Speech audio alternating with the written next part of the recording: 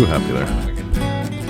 I'm happy that my working out gives me dopamine on its own, so I don't have to trick myself into thinking about, oh, if you work out, then I'll reward you. Working out is its own reward for me. So what's interesting about that is that I think there's going to be a very good space in the discussion we're going to have tomorrow with the Full Book Club about that. When I was writing up the discussion prompts for this week, that thought occurred to me. But I would agree with you. For me, working out itself is very energizing, and I look forward to the workout itself. Of course, the results and outcomes that I hope to achieve through my working out, I want them, that I like working towards them, and I like achieving the goals I set. And I guess I shouldn't call it working out. I should call it training, because what I do is only done with certain goals and achievements in mind. I wonder if that goal-oriented idea, when you think about training, is part of what gives you your dopamine, because you're heading towards an achievement. Similar to what we were talking about in the book Atomic Habits right now, he has that nice diagram of cue, craving, response, reward. So if that reward of achieving a goal, which floods your brain with dopamine, say like finishing a Tough Mudder or finishing a marathon or pulling a brand new personal record, you get flooded with that dopamine. So I wonder if you having that goal-oriented mentality of training adds to that dopamine flooding. Well, I use the word training specifically just because I'm very versed in Mark Ripeto's starting strength methodology, and I've read his books, and he makes a very good case for there's a clear difference between training and exercise, which we can talk about if you'd like. But specifically for me, when it comes to getting into the gym and doing whatever I'm doing in the gym, which for me I call that training for specific reasons, that process itself is a lot of fun and very intrinsically rewarding, just doing that. However, in terms of what we're reading right now for Book Club Atomic Habits, originally when I first really got into exercise and working out, it was much more focused on the desired outcome rather than the process itself. I was not very fit, and I wanted to get more fit. I was young and awkward and overweight and wanted to fix those aspects about myself. And so I chose dieting and working out. And over the process of several years, I did achieve the outcomes I wanted to achieve. Along the way, it became part of my identity. Nowadays, I don't feel right if I don't get in the gym and do the stuff I want to do as frequently as I want to do it. Start getting itchy. Well, it almost sounds like you've already pre-programmed your brain after doing it for so long that those habits have become systems set in place, and now those systems have now created that identity, right? You're not, oh, my habit is working out. Part of your identity is being healthy. You don't think of yourself like, oh, I have to be healthy. You just automatically, I am healthy, therefore I do these things. Well, I do consider the two things hand in hand, healthy and working out. But if I were to think about my sense of identity, it's not that I am healthy and a healthy person works out, to kind of use the language that James Clear has in the Atomic Habits book. For me, it's more so that part of my identity is working out. And yes, that is related to being healthy, and part of my identity is health oriented and being healthy and wanting to be healthy. But really just training to train is part of the identity, which makes, getting particular results in the gym much more easy for me than someone who is not used to having that. I feel like when I see successful people and people that I admire for what they do, they typically have an enjoyment of the process. If you only enjoy the product, I don't often see long-term success in those people. When I've seen people play music or study a degree to get a doctorate or anything else, if all you want is that end result, you can usually push yourself for a little bit, but it's hard to push yourself long enough to achieve long-term lasting goals. So there has to be some enjoyment of the process. You can't say, I only enjoy playing on concert. You have to enjoy practicing the music for the concert. I think there's an argument for both sides, right? So, and this is something that we're going to talk about tomorrow with the main group.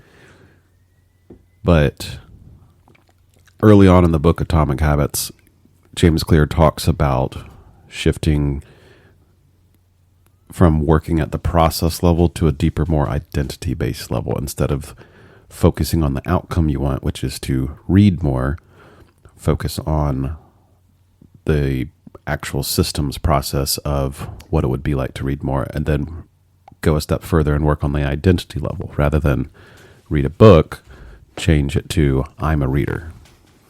Like, make that part of your identity. What would someone who's a reader do right now? Would they turn on the Netflix, or would they grab the book that's sitting on the nightstand? So working at the identity level, there's an argument both ways. So he says that at the beginning of the book, and then later on in the book, in the part we just read this week for book club, was that habits, in a sense, are an obstacle in and of themselves, and what you really want is the outcome. So he's almost arguing the opposite here. To me, at the surface level, it seems kind of at odds with the identity and process-based thinking. So one of the examples he gives is that, you don't want the meditation habit itself, you want the outcome it grants, which is clearer thinking or to be calmer. To your point, if you enjoy the process, that makes it much more likely that you're successful. The opposite argument is that if you want to be really good at something or really accomplish something or just accomplish a lot of things, you want to be a little bit more outcome focused, a little bit more goal oriented. So there's a tension there, I think, that I'm eager to discuss with the main book club group of, that tension between focusing on a goal, getting to it, and, by any means necessary, and making it as easy as possible, versus enjoying the process itself. So going back to working out, I really enjoy both, and I get pleasure out of both. Achieving specific goals. Like back in the day, I had never done a handstand push-up before.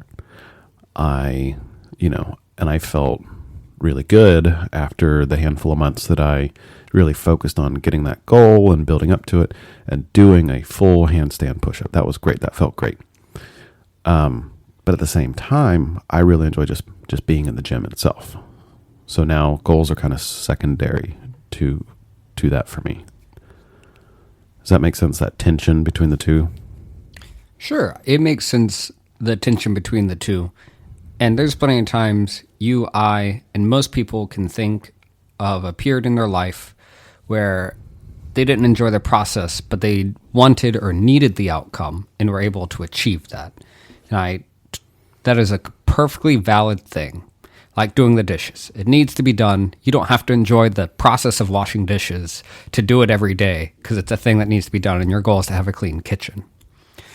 But I'm saying for lifelong achievements, like that of a professional degree or martial arts or becoming a musician, those things, for year after year after year, at some point, you're going to have to enjoy the process. Not the whole process, but you got to enjoy some part of the process. Otherwise, you won't keep coming back to it. Do you think there's good examples of both? I'm thinking of like professional musicians, particularly, especially classical oriented musicians who are just from childhood, like grinding away hours a day, focused on becoming a great musician. That doesn't seem very enjoyable. And a lot of them, talk about how difficult that is and the difficulty of doing that. How much intrinsic enjoyment do you think there is for people like that? Same thing with martial arts or fighters. They spend so much effort and so much discipline on the grind itself and are very goal oriented. They want to be a great fighter for the prestige and the status, or they want to be a great musician for the same reason, or to make a name for themselves. And I've seen examples of both. You and me know a certain very quirky Italian martial artist who very much enjoys the process, and therefore it's part of his lifelong habits. And we've also met people who are super goal-oriented, very accomplished, and they are more kind of beholden to the goal and a little bit more blind to the journey itself. So are these two different ways of getting to the same thing? Does one side work better for certain personality types than the other? What do you think? Sure. I think both are a perfectly valid way to approach achieving things in life. Ultimately, with our dopamine and the pursuit of dopamine and having our motivation, right, whatever that motivation is, there's still a dopamine response in our brain to it. Remove the dopamine response and we won't have the motivation to even stay alive. So I think you can have both directions to accomplish that goal. And sure, I think Beethoven was one of the classical musicians that he was forced to play instruments when he was a child, and he ultimately ended up hating it, but that was his whole life, if I'm thinking of the correct thing. Tiger Woods is another one where he talks about when he was a small kid, he had to golf no matter what. His parents forced him. And there's plenty of other, what we would say is accomplished or successful people that we know about, that they talk about the very negative aspect of being forced to pursue a goal, even as a young child, no matter what. And perhaps they don't enjoy the process, but that's just part of their livelihood now. I think in general, short-term goals are much easier to achieve if you are goal-oriented or outcome-oriented. And I do think we have plenty of examples of people that enjoy the journey, but don't enjoy the destination at all. And so sometimes they just enjoy the process, but then never accomplish anything that we would say, such as like a bow tie on a book. What do you mean by bow tie on a book?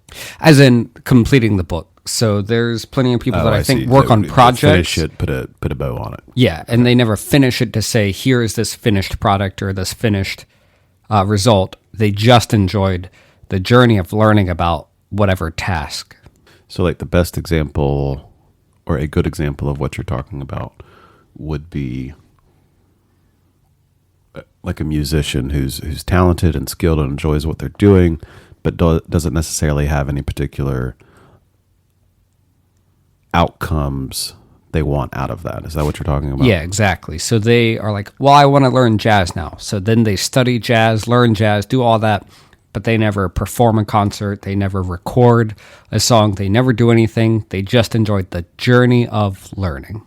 And then you also said short-term outcomes are better served by being much more goal-oriented and not focusing on the journey so much. That would be my initial hypothesis. I mean, that's been my lived experience. To go back to the exercise and training example, is in the beginning, I was very focused on losing weight, getting fit, and being more confident. Now, it's just kind of who I am. Part of that is that I'm just 10, 15 years older now, so I'm a lot more comfortable with where I'm at my life stage. I'm not so concerned about certain aspects. And part of it is that I've got a lot of reps under my belt of proving to myself that I am accomplished in physical aspects and exercise and training. And I think maybe for some people in certain situations, you need to start in one to transition into the other.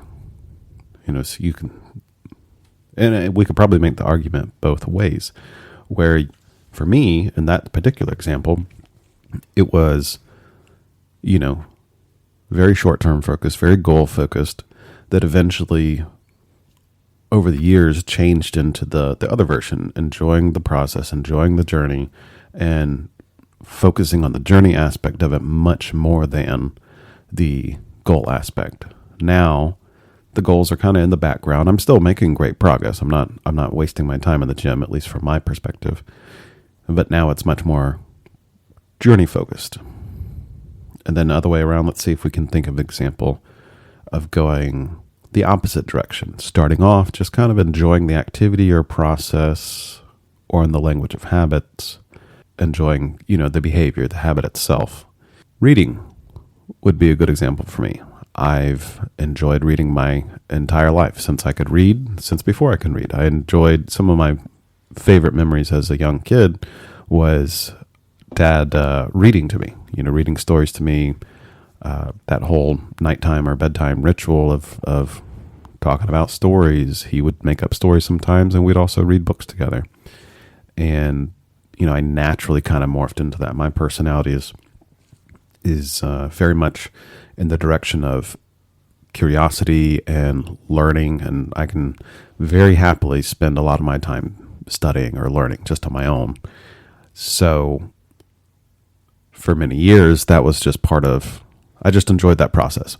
Now, with, being in book club and having this great group of people that we discuss stuff with, it's a little bit more goal focused and outcome focused, because now I'm looking for books and reading books specifically with the goal in mind of having a good discussion at book club. And I write up the prompts each week for us to have a good discussion. I really enjoy that activity, and it's much more goal focused. So that would be an example that I can think of going from just enjoying the process to shifting powerfully into being short-term and goal-focused. Yeah, Do you think of some examples of going from one to the other and vice versa? I think there's plenty of examples of going from the short-term outcome-focused or goal-focused to enjoying that journey or process. Working out, I think, is an easy one for a lot of people that become lifelong exercise, oriented people. The other way, one thing that comes to mind for me is languages. I've always enjoyed the journey of studying languages. Every time I had the ability to be around other people speaking different languages, I would ask them how to learn certain things, and I would learn different linguistical components to then be able to communicate in those languages, mostly because I love being extroverted and interacting with people and learning about other people's lives. And so in college, I would go and audit various language classes just to learn that language system, to understand it, but I'd never go so far that I could pass an exam or be truly proficient in a academic sense. My Russian, for example, part of the reason I went to Kazakhstan was just because I wanted to improve the language and learn the language. And I was able to get conversational in Russian while I was staying in Kazakhstan. But now I have become goal-oriented or short-term oriented by trying to get my Italian to an academic level where I can pass an exam, and I'll be taking an exam here in the near future with the specific goal or outcome of getting a certificate so that I can use it to potentially work in Italy. So I've always enjoyed the journey or the experience of just learning a language, but now I have a specific goal to work towards. It makes it even easier for me because I already enjoy the journey. So when I study Italian or study any language, I'm already flooding my brain with dopamine. Okay, so that's examples from both of our lives of going from just enjoying the process to shifting that into being more goal-oriented and focused on specific outcomes. Again, we're still looking at all this through the context of habits and forming habits and how to have good habits. So can we think of an example that's not from our lived experience, maybe that we've seen of someone going from one to the other? So we did already kind of talk about musicians or maybe athletes where it's very externally pushed on them by parents or coaches of do this, get good at this, do this practice. And then that kind of morphs into their identity, and then they get along to the enjoying the process part of it. What about going the other way? Not from our lived experience, but maybe some other example from that we've seen in other people. When you say the other way, you're talking... Other way meaning enjoying an activity, getting good at something, and then shifting that into short-term focus. I have an example, that just came to mind, but I want to hear, what you think. Sure. The very first example that comes to mind is Mr. Beast on YouTube, where he expresses that when he first started doing videos or making content, that he just enjoyed the process of making videos, thinking about how he can make the next video a little bit better or a little bit more, and how that has transitioned to what he has now, which is quite clearly a business-oriented mindset. And he talks about now he won't even create a video unless he can think of a good thumbnail and title for it beforehand. So now everything is goal-oriented. Not that he uses these words specifically, but he very much talks about, we're making this video to do this thing. Whereas before, when he started, he said he would sit in his car before class just thinking about how he can edit a video better and thinking about the process rather than the product. Yeah, that's a good example. I don't know that I've ever seen one of his videos, but I know of his videos and I've heard him described. I'm just not on YouTube that much in general. But I did listen to, I think it was Lex Friedman interview Mr. Beast, and that was a fascinating interview. I definitely enjoyed just hearing how that guy thinks and the way he looks at stuff. It was a pretty good insight both into just how he operates and also how the YouTube algorithm operates. The idea that came to mind for me was people that go to school or university with a very clear, goal in mind, like someone who deeply loves a particular subject or particular field, and just they know exactly what they want, and that lines up perfectly with an academic pursuit, and they just go straight in. Academics in general that are successful and make careers out of it, they see that and they just go for it. So that's a great example of someone who that's part of their identity, and they turn it into a career. I mean, you from PhD school, you I'm sure you were surrounded by people like that. Yeah, I mean, I felt like the majority of my lab mates were smarter than me. I was surrounded by beautifully intelligent people. One of them that always comes to mind, his name is Jin, and Jin was probably one of the best chemists I ever knew. He woke up and thought about chemistry. He went to the lab and thought about chemistry. He would think about chemistry in the shower.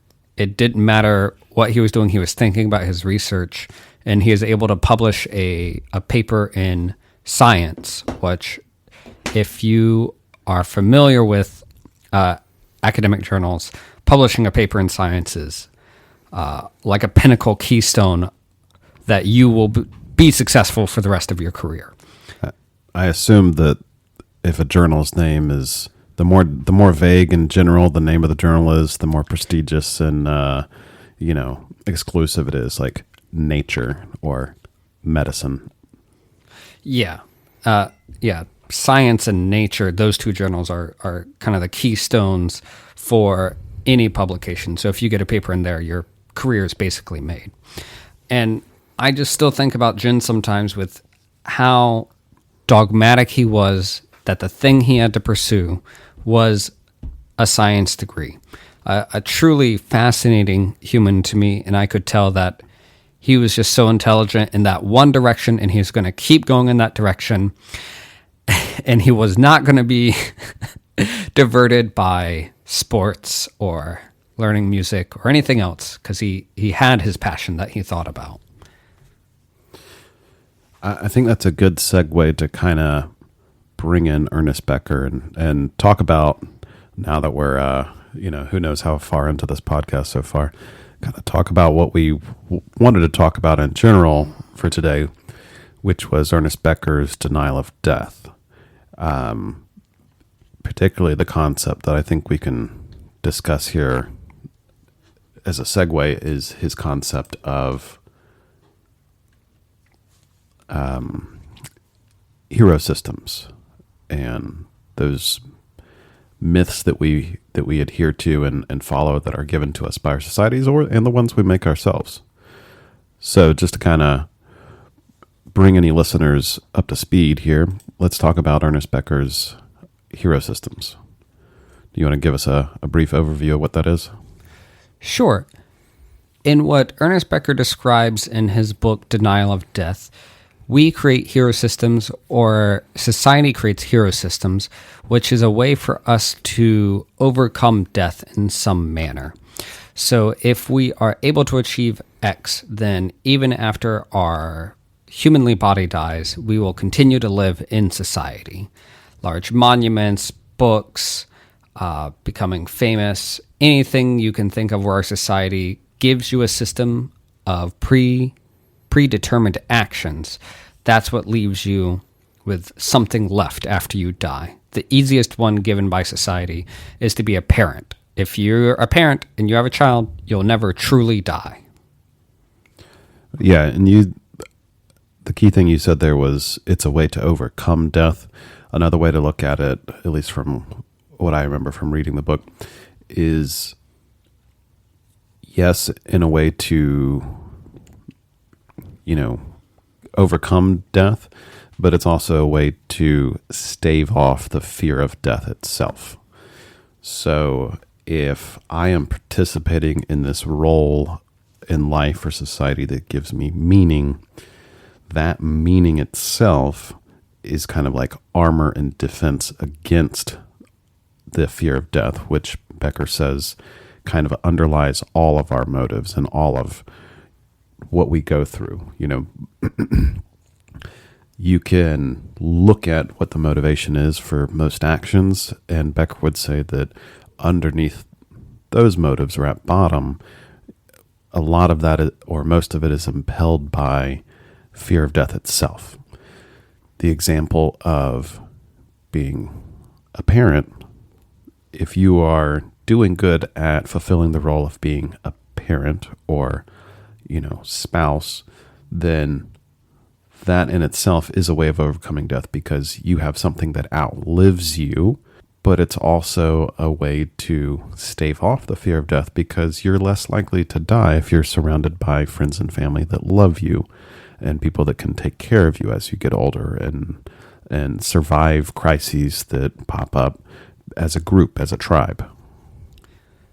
I do think evolutionarily, that's one of the reasons our mind is driving us towards having a herd, and that herd mentality means that we can live longer, typically. I wonder how, as you were talking about that armor, it made me think of novels and books where the protagonist has plot armor, or basically the protagonist can't die, or if he does die, he's revived in some capacity. And at least he doesn't die till the end of the book, usually. So I wonder how Ernest Becker would respond if we asked, as a human, if you're acting as the protagonist and you're participating in a hero system, if that protects you from death, because we have all of these stories of being a hero, and the hero doesn't die until the end. So as long as you're still participating in the hero system, we are pushing off the fear of mortality or the danger of dying because we're still in the middle of the story. Absolutely. He talks about this a lot in the sections of the book that deal heavily with psychoanalysis and Freud's thinking, that there's a kind of beneficial egotism or narcissism to the stuff we do and the identities we create. So, it's very easy to trick yourself into thinking you're immortal if you force a lot of meaning and importance to your role or the stuff you achieve and identify with. So the more you identify with the myth that you're participating in, and we're using the word myth here not in a good or bad sense, it's a neutral sense. It's a role. The more you identify with that and less with, just a human creature that's going to die eventually, the safer you are psychologically from that fear of death. Becker even goes so far as to call it a terror of death.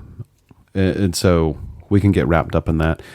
And also talking about a more Freudian thought.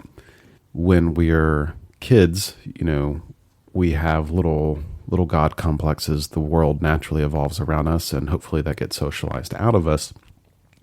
But we can easily carry that forward into our adult lives. And, if we can convince ourselves that the world revolves around us, then we are an intrinsic part of the universe that can't be removed from the equation without the universe itself not having meaning. Therefore, we kind of are doing a mental trick to have immortality. So yeah, going through a role and hero system, you're an intrinsic part of the story. It doesn't make sense to our story-oriented psychology for the hero not to be a part of the story. You don't have a story without a hero.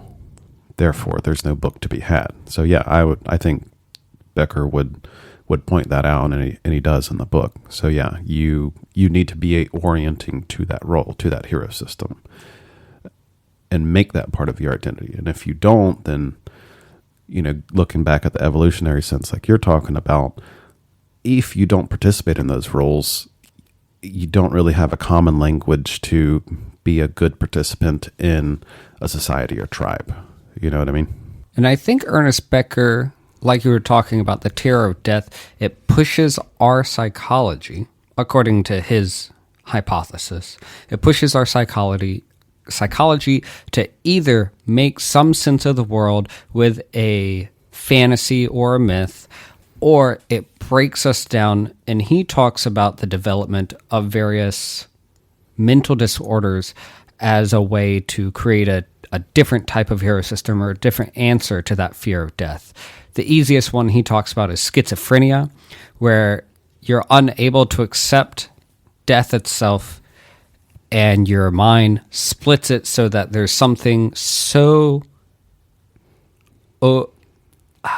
encompassing for your whole world that's the best way that you can make sense of life or death. Same thing with narcissism. Follows the same logic of narcissism or having too inflated of an ego, which, to rope in what we were talking about earlier with the current book we're discussing in book club of Atomic Habits by James Clear. I think that's a great book. I think there's a lot of cool practical stuff in there. I'm having a lot of fun discussing it.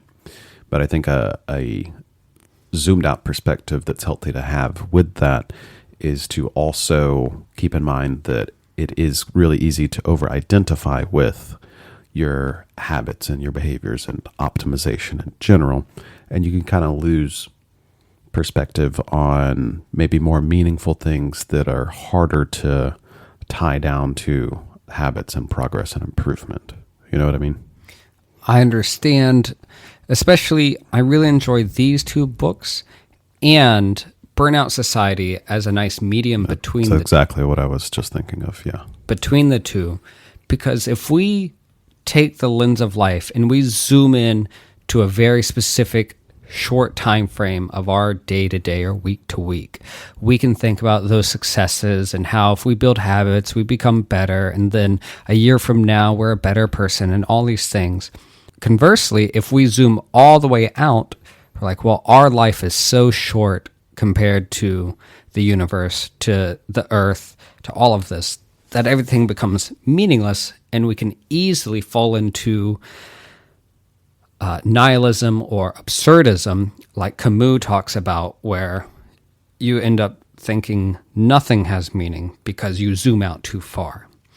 And I really enjoy having almost like this variable lens on a camera in our mind where we can zoom in and think about, yes, if I try to be a better husband, if I try to be a better writer, if I try to be a better this, and you take Atomic Habits mentality of increasing 1% every day and zooming in, you can indeed potentially have a better life and set up a better system for yourself, which we should do because we still have life right now and we have to pursue the joy of it and hopefully help others and enjoy all of life in itself. But if we stay stuck in on that zoomed in portion, then like you were saying, we kind of lose track of what is the meaning of life, or what are these things that aren't necessarily quote unquote success, but is still valuable to be had.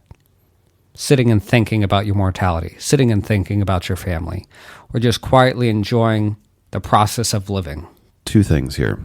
I think we should bring the listener up to speed by that reference you made to Burnout Society. So let's put a pin in that and bring that up in a second.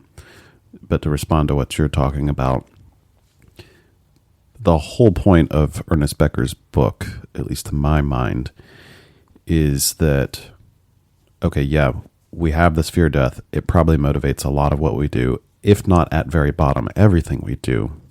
Why talk about it then, other than just to stress me out? Really, he says that the importance here is to be aware of the fear of death, be aware that it motivates so much. And again, he would use the word terror to really encapsulate how much of an effect he thinks it has on us.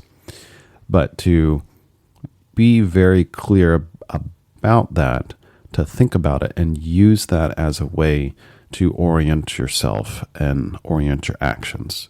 You can catch yourself, for example, if you think that way. I think the practical takeaway from this book is that you can orient yourself around this foundational level of fear of death, not try to resist it, but to catch yourself when you're maybe over-identifying with something or looking at what your motives are behind that. So, for example, this would be potentially maybe looking too deeply into something, but I think it's a useful exercise. Let's look at road rage, for example, where someone cuts you off in traffic, and it's very alarming. Some people react with anger, flicking them off, honking the horn. I'm definitely guilty of that. When I'm extra tired or it's very abrupt, honking the horn.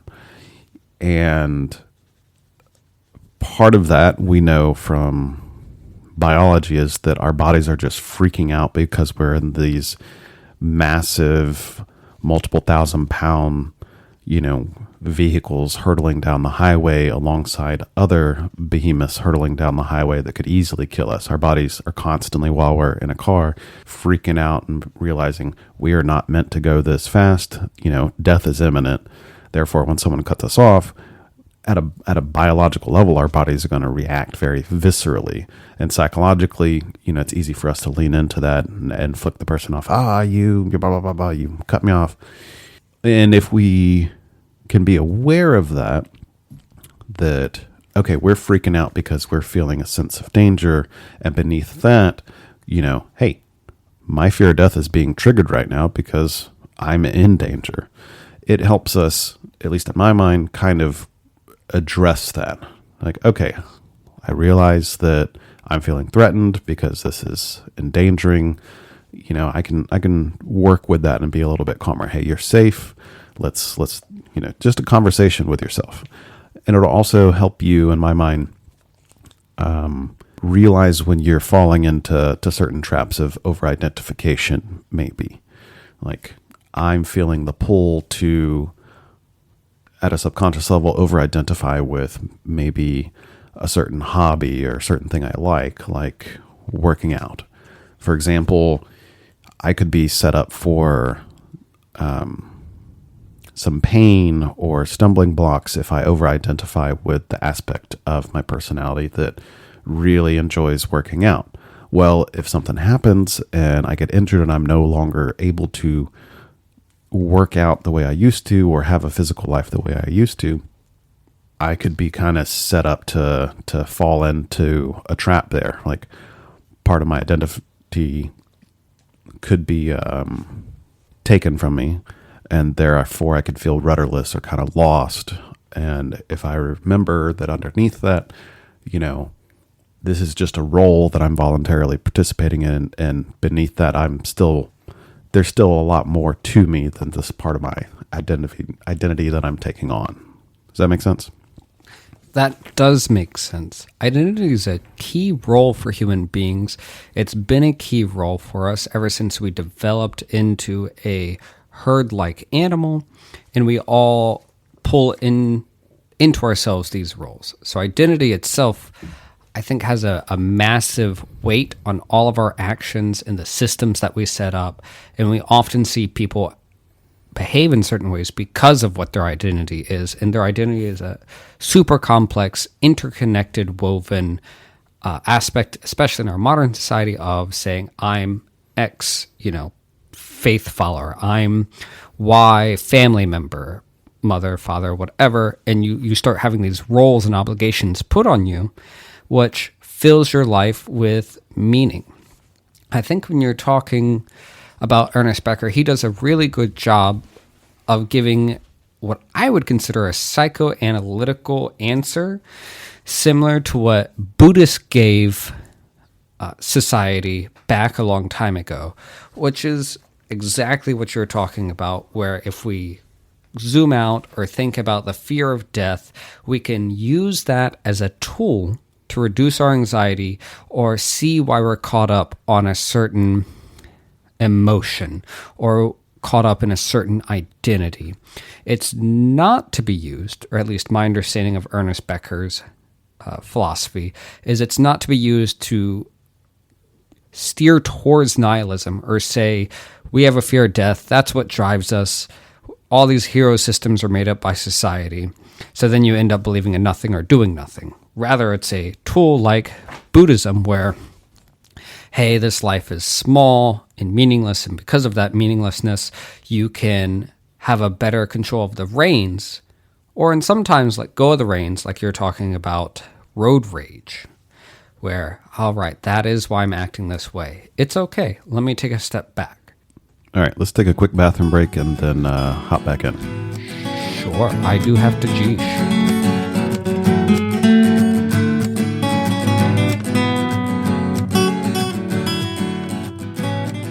Now that we have the intro part, let's get back to what we're doing, which is to discuss denial of death. And so to begin all of that, we have here today myself, Joel Serrano.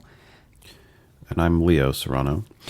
And we are bringing you the Deep Dive Book Club podcast, where we hope to give all of you and ourselves a nice overview of books that we get to read and digest and hopefully get to take away practical knowledge and improve our lives bit by bit. So to kind of back up and talk about the podcast and the goal here and some of the history behind it, like Joel said, we're going over books that we're reading or have recently read and just discussing them. So to give the listener some history here, a few years ago, we started a kind of impromptu book club where we pick a book, we read it, and as we're reading it, just meet on it each week and talk about it. I've done this in the past with some close friends. More recently, we've done it maybe a year or so ago, you, me, and a good friend of ours named Dan. And as we did that for a little while, we kind of opened it up to more friends and family. We opened it up to be a little bit more public, posted it on Meetup, and have been meeting and having great discussions with some great people. And it's morphed to be a little bit more discussion prompt oriented than freestyle. And as we were going along, we thought, hey, maybe some people would find it valuable for us to discuss, these on air and chat about them. So this is really just an experiment to see where this can go, what we can do with it. We're still figuring it out as we go. But we love talking about this stuff. So we figured, hey, we'll put a microphone in front of us. And that's where, if you would like to, we're opening up the podcast book club for you to also join. So as we start moving forward, things will shift and change as we get a better set of how we do this. But we're going to post what book we're going to discuss in the future so that if you would like to read along with us, you are welcome to. And you can send all of your questions or discussion prompts over to us, and we'll be happy to read them and involve everyone in this community where we hope it can be open, engaging, and that we can all learn and grow together. So with that, we are starting with the denial of death. And then the reason we're starting with denial of death is because it's one of the best books that we've had discussions on in our book club. We talked about it maybe at the beginning of this year, and it was actually the book that prompted us to start having discussion prompts, just because there was so much we were talking about. Discussions ran for hours. It's dense but very rewarding material to discuss. So yeah, we've already read this one. We figured it'd be a good topic to jump off of because it keeps coming up again and again. But like Joel said, going forward, what we'll do is we will do this live with you guys. So as we are reading books, we're hoping you'll read them along with us or just follow along, and we'll have ongoing discussions about them as we're reading them. And if you have questions, comments, you got something you really want to say about it, send it to us an email, a chat, whatever way, and then, we'll have an ongoing dialogue, you and me. And even if you don't read it, you can come and just gain the benefit of our digestion of the book and hopefully a synthesis of some practical knowledge that we can all take away. I'll say one of my favorite things about the book club that we've started and have continued is, like Leo was talking about, this book keeps coming up again and again, along with other books that we're about to tell you about, such as Burnout Society. And the beauty of having this culmination of knowledge is that they're stacking on top of each other to create a knowledge pyramid together. So as we grow and learn, we hope to give that to you in more bite-sized pieces. So earlier we talked about the Burnout Society. So the topic of today is, of course, Denial of Death by Ernest Becker, as you've probably gathered from the title of the episode. But Joel did reference a little book called Burnout Society by Byung-Chul Han, who's a philosopher living over in Germany right now, a very eccentric guy, very interesting if you get a chance to read about him. We will be talking about Burnout Society at some point in the future, but to clear up the reference, it's a little book that takes it examines the modern phenomenon of burnout and kind of big trends that have changed over the past 100, 200 years. One of the main ideas is that what's happened in recent history is that we've gone from what Byung-Chul Han calls an obedient society to an achievement society. Obedient society, think of the industrial era where people were very much told what to do and how to think, and that was part of society transitioning to the modern era now, where it's kind of been, those things have kind of been internalized. An example would be feeling the need to make progress, at least in our society here in America. It's very efficient because no one's making you work extra hard, except it's auto exploitation, as he would call it. You have internalized the drive to really achieve, really produce, and kind of agonize over self-improvement and self as a project, which, can make you feel kind of empty and make you prioritize productivity or a sense of productivity over actual meaning and happiness. But we'll jump into Burnout Society later. Let's get back to Denial of Death. We've talked about the concept of the podcast. We've taken a quick look at what that reference was to Burnout Society. So let's jump into Denial of Death, unless you've got something else you want to cover about any of that first. Nope, we'll keep bringing in these various references and try to explain it, but that Burnout Society is a great callback to the hero system that we have in our society nowadays. So, getting into Ernest Becker's work and talking about his book specifically, we discussed kind of his hypothesis that the fear of death is the driving underlying motivator for all of the actions we do in one way or another. So I'm opening up the gateways for us to get deeper into denial of death. Denial of death now. Denial of Death came out in 1973. Becker himself died to cancer the year after. The book also received a Pulitzer Prize the year after it was published. To jump back into one of the things that, during the break that I realized I wanted to talk about, hero systems, which he also calls immortality projects, is that one of the other practical uses of being aware of the fear of death and its effect on us as individuals and societies is that we lean into these hero systems and immortality projects. But a part of that, you can't have a epic mythical story without the forces of good and evil. An example that Becker gives is a soldier. So in order to be successful and earn prestige and have a successful immortality project as a soldier, you need war.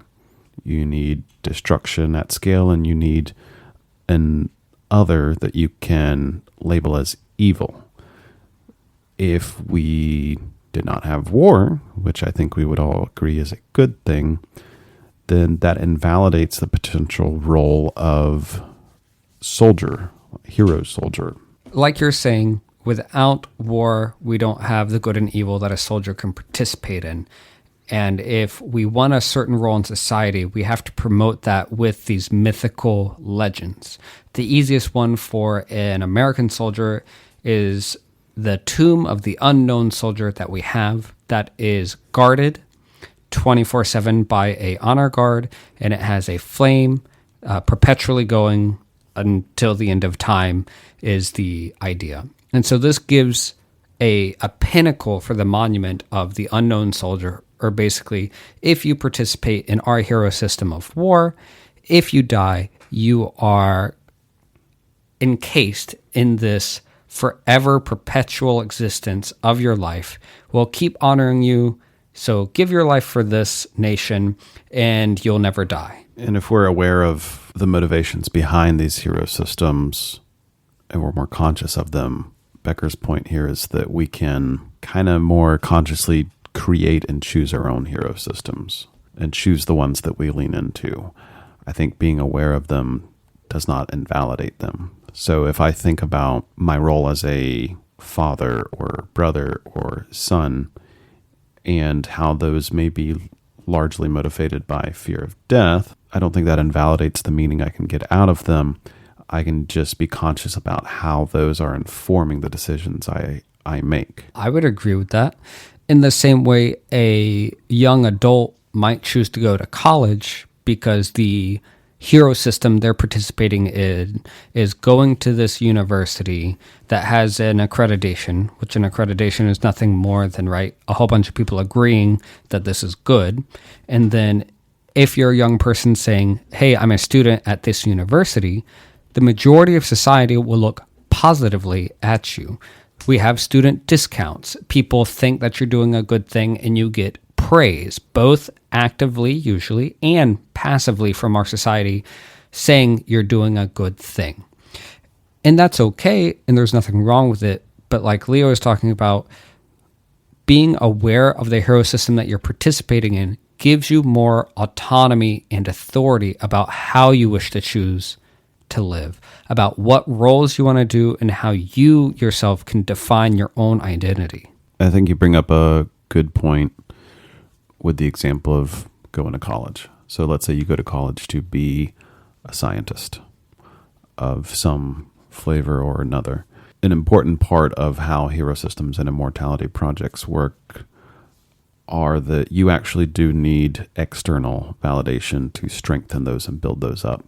So you can't really necessarily, at least in my opinion, create an immortality project without help from people around you and society around you, and the more people, the better. And the opposite is true. The less people, the less strong your hero system or immortality project would be. So to use the example of going to college to be a scientist, getting a degree is a form of external validation. We kind of all agree as a society, all right, you now have the credentials to be or do X, Y, and Z because you got this degree. Our collective faith in what a degree stands for and how valid it is what gives it meaning. You can't necessarily just create a degree and say, hey, I'm a doctor of X, Y, and Z. Certain artists do that, or some people like to just have other people refer to them as doctor without actually having the credentials. But we don't, in general, appreciate that as a society. And to achieve success as a scientist or academic, you need the external validation of your peers and society in general for that to be valid. If we were to look at maybe like a post-apocalyptic scenario, then depending on the scenario, it doesn't really matter how credentialed you are as an academic, that role is no longer valid. Same thing with the soldier example. It doesn't really matter. You can't really be a soldier without war. And if we were somehow magically able to achieve a world without war, you got to find another project to do. And Becker's point here with this, I think, at least my takeaway, is that you being conscious of how strongly fear death motivates us lets us realize that the potential downside of a hero system is that we need to resist the thing that goes along with that, which is you need evil to be good. So let's find ways that don't create evil, which is tricky. I mean, how can you be a hero and be good without having a counterexample? What do you think of that? How do you have a protagonist without an antagonist? We don't, as I'm looking at our bookshelf over there, there's no Happy Day number 572 book over there. There is various philosophy books, and in any of the fantasy books, there is a evil to overcome.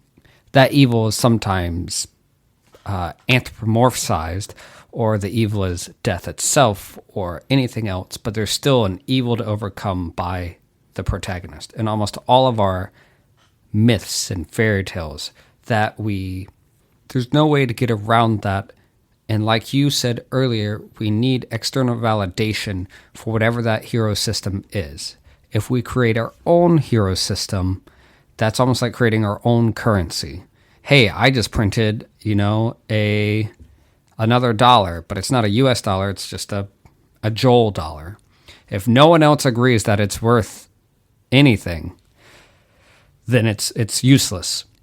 And I think Ernest Becker talks about cults in the same way, where people go out and try to get other people to validate their hero system. I don't remember if he brought up cults or if that was just something we were talking about, but either way, cults are a good example of you can look at cults, and they are definitely a form of hero system and immortality project.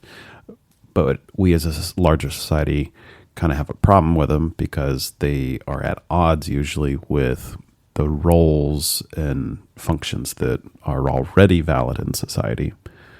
It's almost like trying to have a cheat code for achievement. And one thing I think you'll notice when you look at cults is that they try extra, extra hard to validate what they're talking about. A lot of times when faced with evidence that their beliefs are maybe not as valid as they thought, they will double down and just get even more fanatical about it.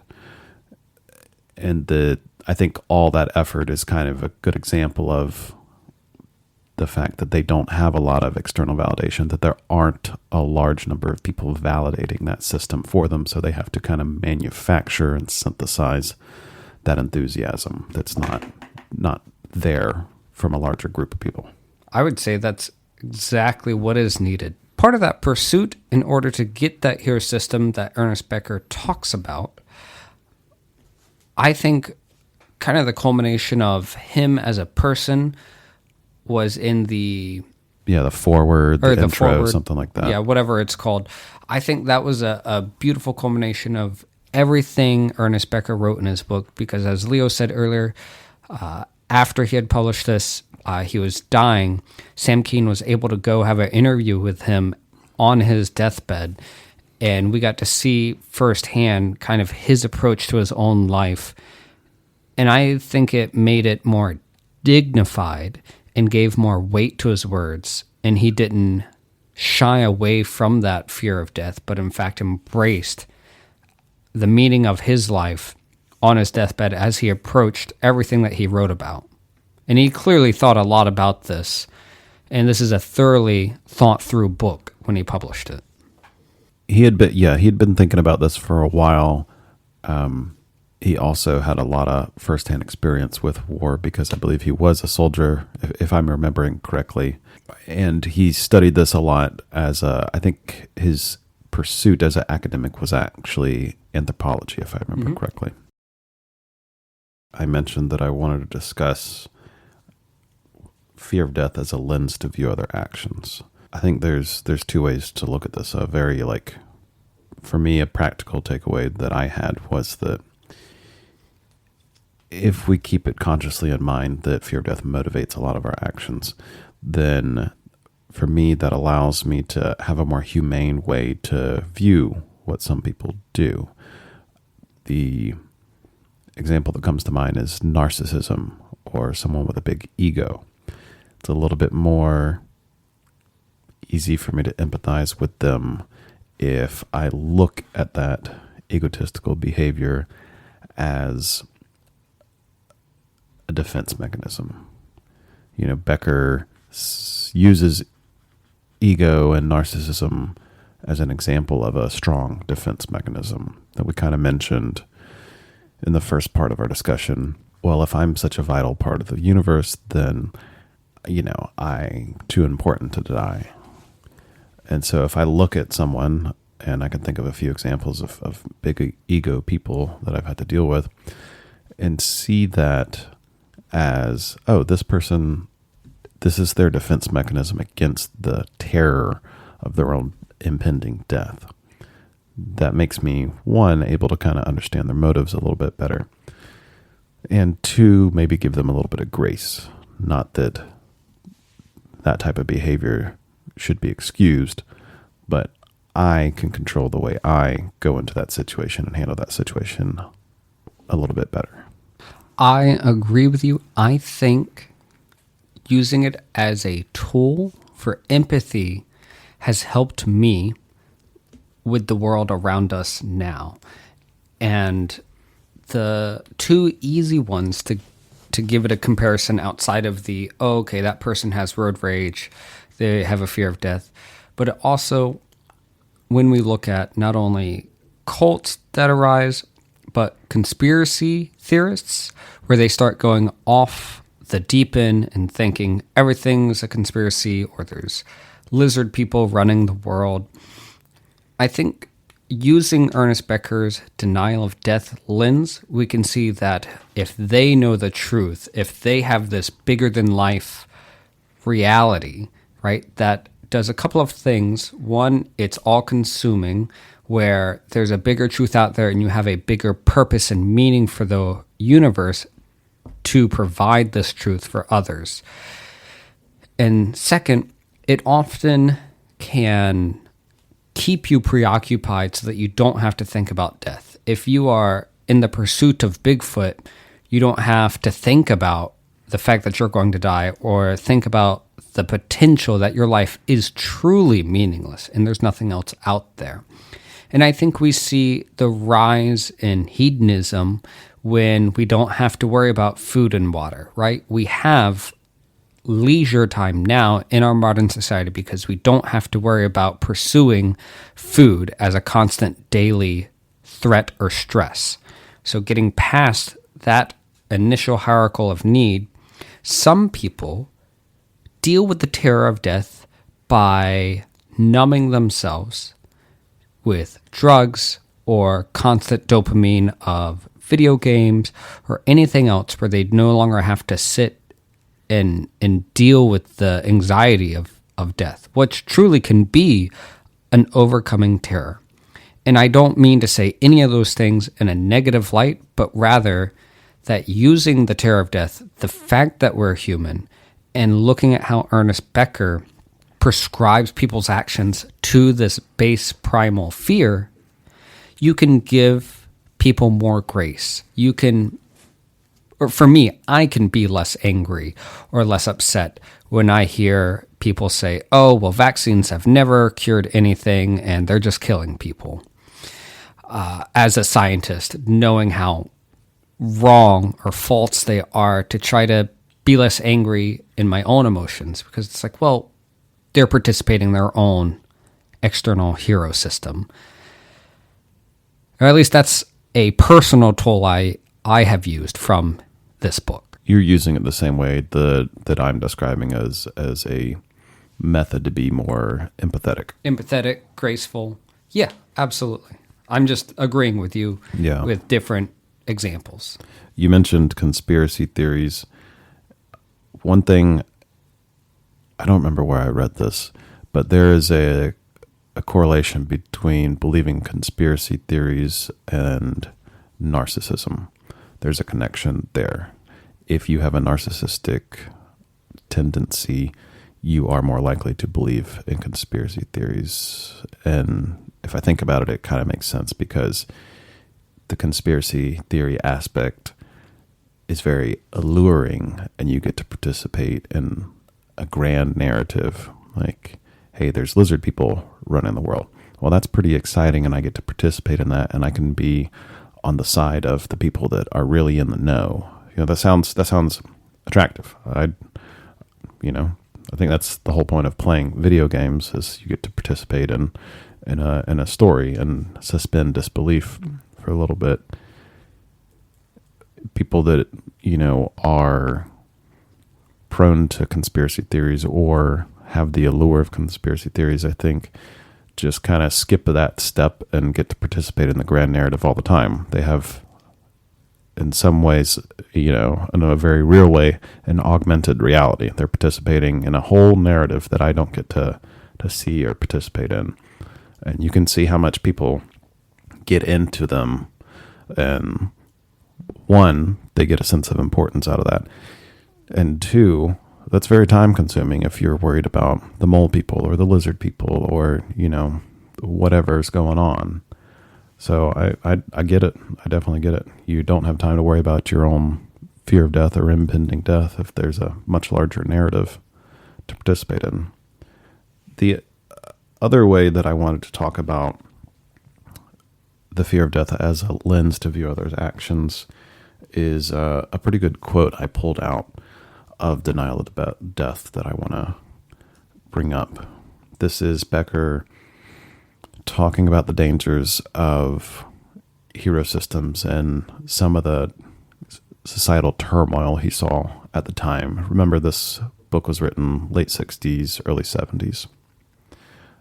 And during that time, there was a lot of anti-war protest, and young people were getting very disillusioned with stuff going on. Okay, so here it is. Quote, "The great perplexity of our time, the churning of our age, is that the youth have sensed, for better or worse, a great social historical truth. That just as there are useless self-sacrifices in unjust wars, so too is there an ignoble heroics of whole societies. It can be viciously destructive heroics of Hitler's Germany, or the plain, debasing, and silly heroics of the acquisition and display of consumer goods, the piling up of money and privileges that now characterizes whole ways of life, capitalist and Soviet." End quote. I really liked that quote, and that, that's still very relevant today, I think. What do you think about that? I taking from when we talked about this book before, I've thought about that mentality and have often wondered how true it is. We can see some parallels nowadays as some of the older people that are managers running shops or businesses complain that the younger people don't have the drive to work or the motivation to work, or it's so difficult to get these people to be intrinsically motivated to work hard for 40 years to retire. And when he was talking about this, that was back in the 70s, I believe, in the 60s. Late 60s, early 70s. Book came out in 73, 74, but based on some of the background research I did and just kind of the sense I get from the book, he spent a long time writing it. Right. And so we do see almost like a rejection back in the 70s and 60s, some of the counterculture of the peace movements or the hippie movements. And nowadays we see some similar counterculture of rejecting consumerism, rejecting mainstream capitalism of constantly buying. But we also still have the mainstream culture of people pursuing capitalistic gains or pursuing the piling of goods and treasures and hoarding them. So I think there is truth in there because we see the development of these countercultures and anti-consumerism cultures in our society. But we still have the other side of some people choosing to participate in the hero system of gaining more, of getting more money, of piling up their treasures. So I do think it is a good lens to look at why people do what they do. But like any model, I think it encompasses a good amount of actions, but there are some other bits of reality that aren't captured by Ernest Becker's model. You're saying the over-identifying with maybe the acquisitiveness that leads one to lean into consumerism and what he calls, piling up consumer goods. What I'm saying is I think that does identify, he talks about the ignoble hero system, how some young people are rejecting the piling up of consumer goods. But we still had plenty of people still participating in the piling up of consumer goods. Even nowadays we see both sides, where there are some young people saying, well, why would I want to go work for this company where I get shit pay and I just have to work really hard and not really gain anything? Why are you telling me, old person, that I should drive Uber in the morning, then go to a job, and then come back and try to do everything else in order to make my way in the world? I'd rather just enjoy life. Okay, so if I'm hearing you right, you're looking at the modern today version of younger people critiquing the handed down heroic systems or immortality projects of work hard. So you're looking more at the generational tensions there and different ideas. Okay, I see what you're saying. Yeah, I mean, I think that's all I wanted to talk about on that part of it. Was there anything else that you wanted to go over from this first episode into Denial of Death?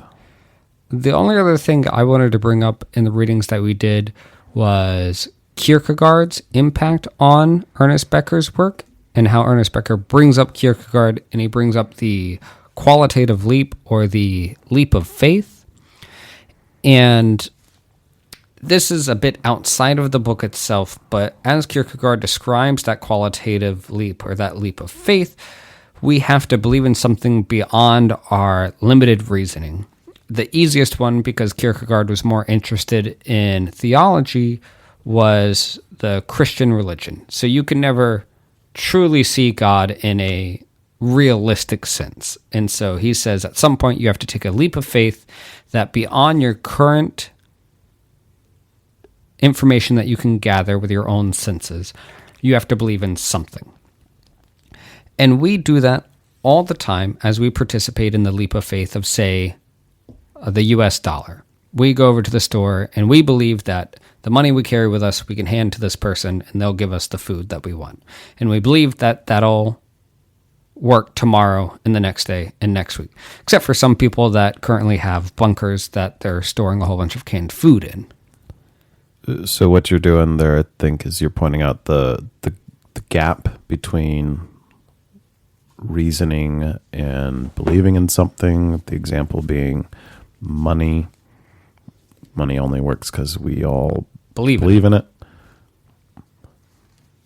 So you're saying we're creating miniature leaps of faith. Okay, we have to bridge the gap between reasoning and something that maybe seems irrational, like a little beyond the scope of what we're able to reason. Right. And the only reason I brought up money is because that's a day-to-day thing that we make a leap of faith in. But it makes sense that we need to make a larger leap of faith when we are well-fed and we can think about our lives. We have to make a larger leap of faith of whether we believe in a religion or we believe that we're participating in a hero system or we believe nothing will happen, something will happen when we die. But the terror of death drives us to jump off of the cliff. I'm going to have to go back and review my notes and see how Becker brings Kierkegaard into what he's talking about. Kierkegaard's someone that I definitely want to read and explore his ideas of a little bit more. But yeah, that's definitely something we can take a look at. Anything else you wanted to cover or go over before we wrap up? No, I think this is a good discussion. Glad we got through this much. There's definitely a whole bunch to unpack in this book. And I think one of the great things about making this book, the first thing that we discussed, is that there is so much to talk about.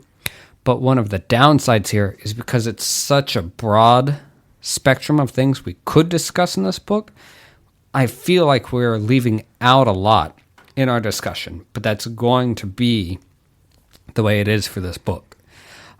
So I'm happy that we started here, but also what a difficult first topic to bring in to try to make a holistic cooked pie of a episode. Right. And so to the listener, let us know what you guys think. Just to kind of give you some more background information. The first couple of times we recorded this, I'd written out 4 or 5 pages of material for us to cover. 10 pages. Wow, 10 pages. Okay. I wrote a lot for us to cover, and we are trying this version of it. It's just Joel and I just more having a conversation and going off of very loose notes and topics we want to cover from the book. But let us know what you think about this format. Do you want us to be a little bit more concise? We've gone a little long here.